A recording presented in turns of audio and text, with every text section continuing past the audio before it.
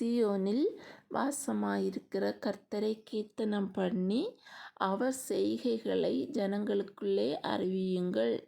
ஏனெனில் இரத்தப்பழிகளை குறித்து அவர் விசாரணை செய்யும்போது அவர்களை நினைக்கிறார். சிறுமைப்பட்டவர்களுடைய கூக்குரலை மறவார்.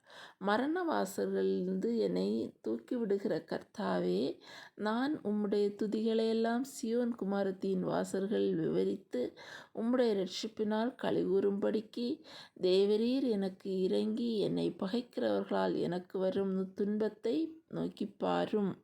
ஜாதிகள் தாங்கள் வெட்டின குழியில் தாங்களே விழுந்தார்கள்.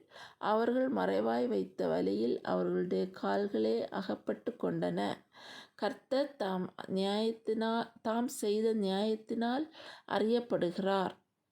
துன்மார்க்கன் தன் கைகளின் செய்கையிலே சிக்கிக் கொண்டான். துன்மார்க்கரும் தேவனை மறக்கிற எல்லா ஜாதிகளும் நரகத்திலே தள்ளப்படுவார்கள். எளியவன் என்றைக்கும் மறக்கப்படுவதில்லை.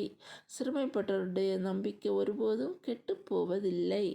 எழுந்தருளும் கர்த்தாவே, மனுஷன் பலன் கொள்ளாதபடி செய்யும். ஜாதிகள் உம்முடைய சமூகத்தில் நியாயந்தீர்க்கப்படக் கடவர்கள்.